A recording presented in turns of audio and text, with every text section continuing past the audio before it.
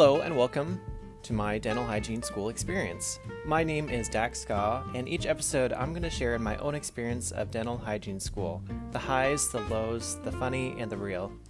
Thank you for joining me on my journey, and here's another episode right now.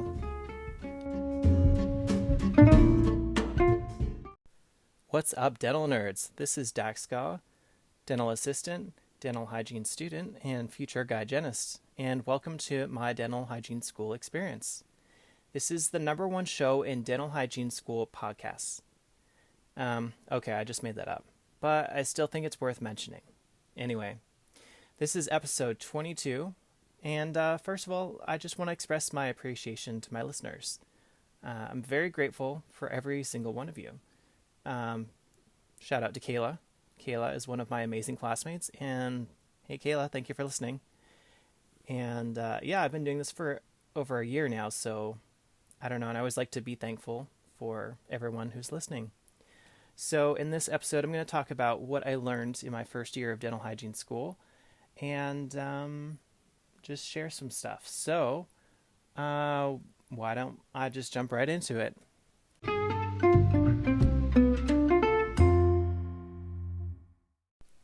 Alright, so let's talk about what I learned in my first year of dental hygiene school.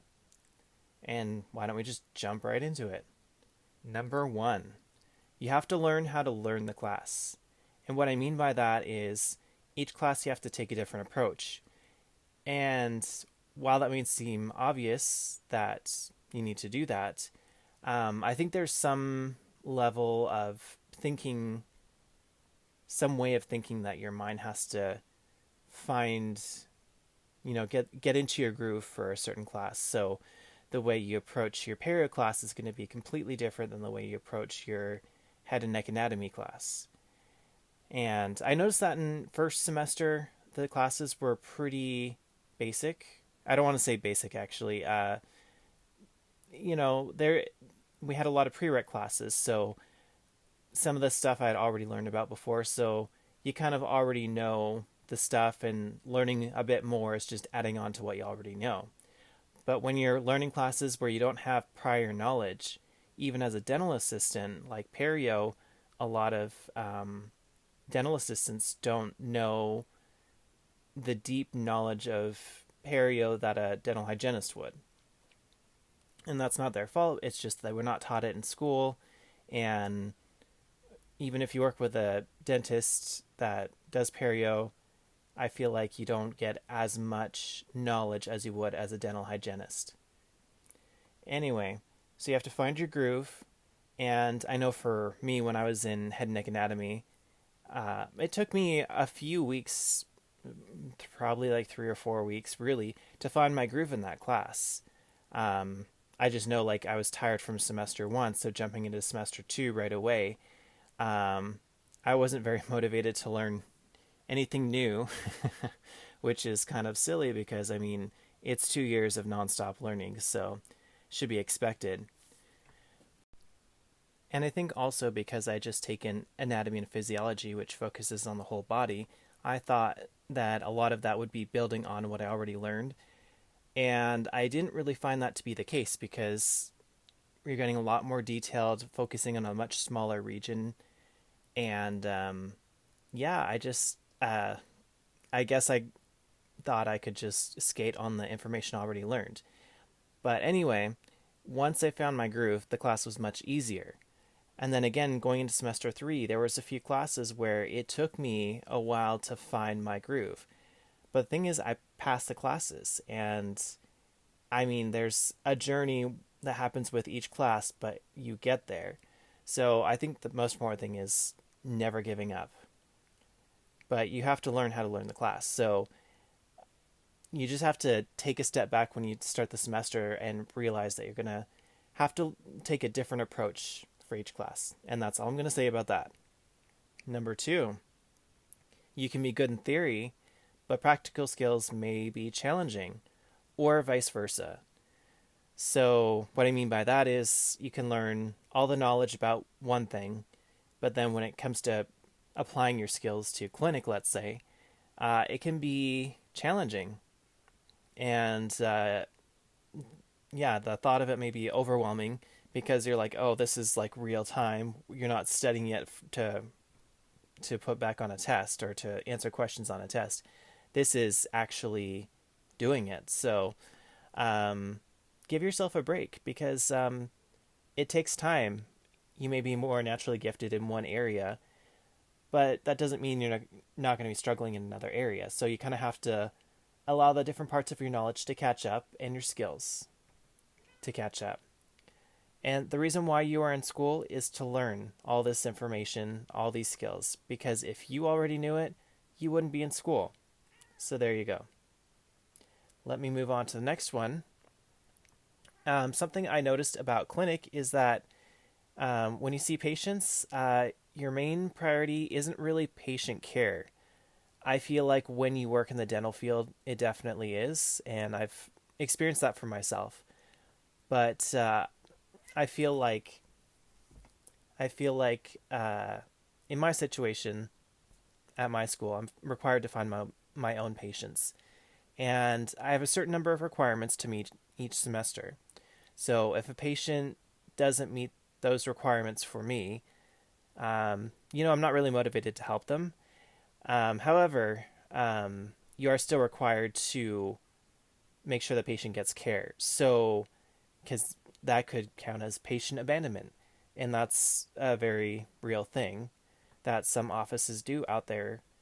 But because we're in a school, I almost feel like there's a higher requirement or higher standard, and so of course, because we don't want to be those people that go out in the world and are responsible for patient abandonment, our school makes sure that we follow those rules. So what happens if you have a patient that doesn't help you meet your requirements? I know for my school, we had to kind of go through the first initial part where we were able to classify them. And I mean, sometimes that can be 2 or 3 appointments, depending on how quickly you can go and how difficult the case is. But if you get to a certain point and you're able to get it signed off that they qualify as a certain category, then you are able to pass them off to another student or classmate that will benefit them. And, quite often you do trades back and forth. So, hey, if I can get my sealant requirement, then maybe you can help me with one of your patients to get my mod requirement. So a moderate amount of calculus. And there's very specific requirements for that. They talk about in school. Anyway, so that is something that's very important. But it's not about patient care. It will be when you get out of school. Next one. So just because you fail a quiz, assignment, or exam, it does not mean it's the end of the class or the end of the semester. And even if you don't pass the class, it doesn't mean it's the end of your hygiene school journey. And, it can be tough when you're near the end of the semester or your quarter, depending on your school. If you get a quiz or some sort of grade back and it's not passing, that can be stressful. But you know what? You can come back from it. And yes, I did say quiz, assignment, or exam, but I also said the class. And so let me talk about that. This is part of the reason why I'm doing this. You may be wondering why this is one of the things that I learned in semester 3. Well, I do have something to share. When I started this podcast, I said I was going to be sharing many things, including the highs, the lows, the funny, and the real. So I guess this would fall under the category of real. So here we go. Although I passed all of my classes in semester 3, I didn't get all my clinical requirements. So when you're in clinic, I've said this before, you have a list of requirements that they need to be completed by the end of the semester. So for my requirements, I was about 3 short. And I feel like, one or two of them probably could have been done. They were small requirements, but I was trying to focus on my bigger requirement. But anyway, let me just kind of give the quick story. And this happened to me a few months ago. I think it was probably about 4, 5 months ago, something like that. So I've had time to process this and reflect on what has happened. But first of all, being in my first semester that I'm actually seeing patients, I had trouble settling into the seeing patients. And I know that, being a dental assistant, I should be more comfortable with it, but this is also in a different capacity. But I have spoke about this before, how clinic is, it's not easy, you know. That's the long and the short of it. So, because I didn't get my requirements, um, I was told I cannot move on to semester 4. And to be honest, it was devastating. And I'm not exaggerating when I say that. It kind of makes me think of if you've ever watched a cooking show where they're competing against each other and the stakes are really high and one of the competitors gets eliminated, like you're down to the top two, like you're so close, and then they call someone else's name and you're not the winner. And I've seen people when they leave, they're almost in tears or, just a lot of emotions running high. I understand that now. I understand that when you put so much of yourself into something and you lose, you feel shattered.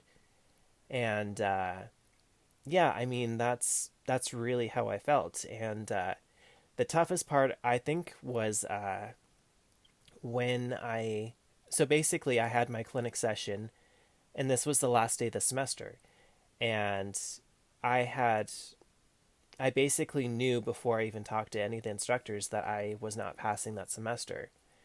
So, fast forward about an hour after the clinic, I had a final exam to prepare for in Perio. And so I just remember, like, I was at my desk and trying to study, but, I had tears literally rolling down my face as I'm trying to focus on this exam that was one of the classes that was really hard. And, to have this distraction made it even tougher. Thankfully, I did pass the class on Perio. But, the clinical requirements are so important too. Like, it basically counts as another class. And if you don't pass it, you don't pass the semester. So all your classes, all your momentum stop. So, that's kind of, you just kind of feel left with nothing left to move forward towards. So it's a very strange feeling, I'll be honest. Like you just kind of don't know what to do. But anyway, what does this mean for me? Because I didn't pass semester 3.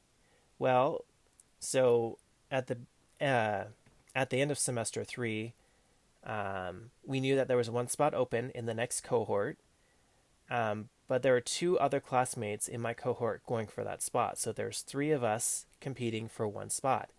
Now, I've said this before, but my classmates, they're all awesome, like every single one of them. And it was kind of a weird situation because, I mean, these people are my friends and we're basically competing for this spot, and I don't want to be like, oh, I hope they don't get it. I mean, I hope I get it, and so it's just a weird place to be in. But we each had to meet with the campus president and tell him why we should get that spot. And so when I met with the campus president, I had to explain what went wrong and what I would do differently given the opportunity. Well, I mean, the meeting was it was another strange experience because basically all they wanted to focus on was what went wrong. And, you know, I felt like I stated that point. I wanted to focus on what I was going to do better.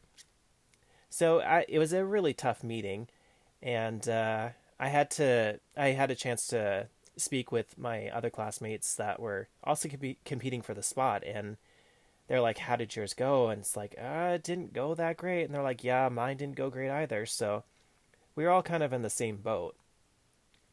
Well, the long and the short of it is, I didn't get the spot. But the student who did get that spot, I just sent him a message and I said, "Hey, I'm happy for you, and make us proud," you know. So at this point, I'm just waiting for an open spot so I can retake semester 3. Luckily, I only have to do clinic. I passed all my classes, so I don't have to do any of that other stuff. So, talking about my feelings, I mean, dealing with my feelings was definitely a process. And if you've ever experienced not passing a class or, you know, the feeling of failure, um, it's a really tough feeling to deal with. And I'll be honest, I felt depressed for a bit, and because I wasn't in school, I mean, I had to go get a job, and this is like a whole nother journey besides school. Um, I applied for several jobs, and because on my resume it did show that I was going to hygiene school, the way employers saw it was someone who was not a long-term employee. So there's a lot of jobs I applied to. I didn't even get interviews. I just got notices of rejection. So, I mean, that kind of, I'm already down and it's not now being kicked when I'm down. So, yeah, that was tough. But I'll tell you this, I finally got an interview with an office and I was able to find someone who was aware of my situation and they were completely okay with it. They were aware that, yes, I may only be working here for maybe a year, but they're okay with it. And, I was completely transparent about going back to school, and they were, it's open communication is very important. But anyway, with that interview, I actually got the job. And, it's a good feeling, especially after all that rejection, from school and then from all those jobs that I applied to, which I'm qualified for sure. That wasn't the issue. It's just, offices are like, we don't want to hire someone just for them to leave and we have to go hire someone again.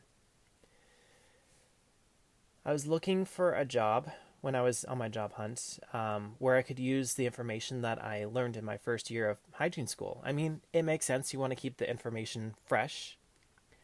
However, I ended up in an endodontic office.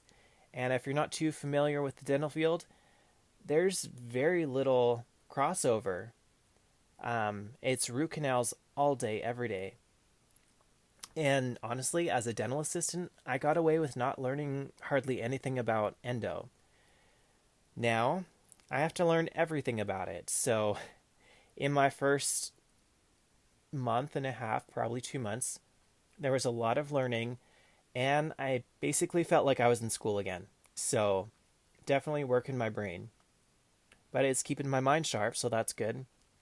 And my coworkers and the doctors that I work for, they're so awesome. I've been there about 4 months now, and I feel like I'm still learning every day, but, they make it a little easier. Shout out to my office there if y'all listening. Anyway, what I really want to share today is that this isn't the end of the road. And if you've experienced a grade that's not passing, don't give up, You can bounce back from it, and maybe it's in a class. Maybe it's a semester. But it's something you can go back to. And I know it's easy to say, but if you've made it this far, I encourage you to keep going. When I realized that I wasn't moving into semester 4, I felt like my whole world was coming to a stop. So it's hard not to feel that way when your whole life is hygiene school and only a small sliver dedicated to everything else in your life. So I definitely understand what you're going through if you've experienced that, but it's not the end.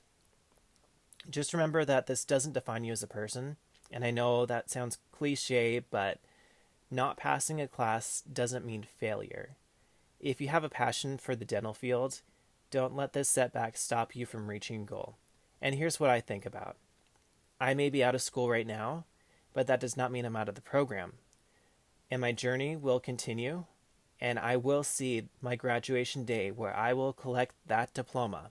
And when I do that, it will mean so much more because I had to fight my way to get there. After 1 year of hygiene school, I've noticed changes in myself too. Hygiene school isn't just about learning knowledge and developing skills. It's also a journey that helps you grow as a person. So, for me, I use my critical thinking skills way more than I ever did before. and not just in a dental setting. When I'm talking with people or watching TV or listening to a podcast, in the back of my mind, I'm analyzing what they say, and I definitely notice when they say something that's different or something different than what I've been taught before, really. And I don't always accept things at face value, and I don't automatically reject ideas either if it doesn't line up with the previous knowledge that I have. But I do want to emphasize that for me, I don't consider this failure. This may be a small thing, but simply putting that I didn't pass as opposed to failing is how I'm wording it. So if you're listening to what I'm saying, I'm not saying I failed. No. I just didn't pass. So, I didn't pass, but that doesn't mean there won't be other opportunities.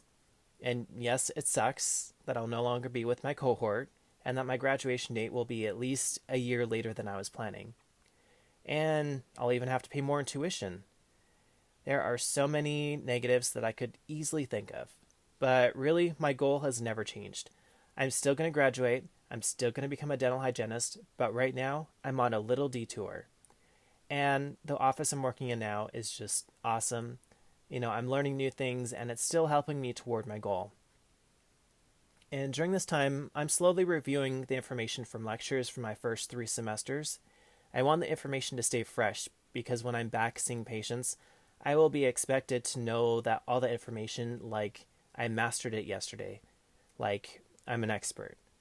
It can be tedious because I don't have a lot of free time even though I'm out of school, and it doesn't seem all that relevant to my life at the moment. But I also like that I want to keep my mind in learning mode. Or I also feel like I want to keep my mind in learning mode. And also, since my life isn't consumed with school right now, I'm taking the time to focus on things I wasn't able to in school before. So I'm taking time to see family and friends, as well as focus on hobbies, doing some more podcasts, obviously, and whatever else I didn't have time for before. So you're probably wondering, what about the podcast? I mean, I was giving weekly updates for a while on what's going on in school. So if I'm not in school, what am I going to do? Well, I'm going to keep the podcast going for sure. I'm still going to share dental content. I have a few ideas in the back of my head, but I want to keep things related to dental hygiene. So it's not going to be dental hygiene school, but it'll be stuff kind of related to that in the dental field. But it also gives me an idea thinking about this. What do you want to hear about? As a listener, what do you want me to talk about? I'm going to put up a post on my Instagram asking for your input. You can reply to the post, or you can even send me a private message.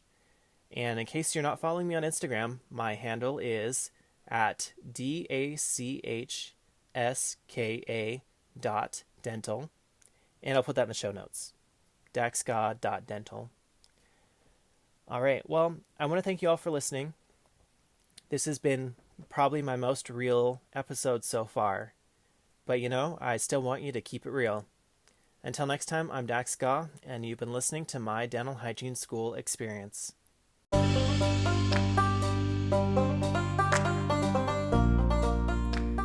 Thank you for listening to this episode. If you enjoyed this podcast, please leave a 5-star review. It is so helpful to get this podcast out there and to be seen by more people. Another way to support the podcast is to share this episode with someone who just started hygiene school or is considering it. Either way is helpful. As well, I'm going to leave a link in the show notes that allows you to leave me a voicemail. I would love to hear from you, and you can ask me a question, or if you just want to comment about the podcast, that would be great. I might even share it on a future episode. Thank you so much, dental nerds. Until next time, I'm Dax Ska.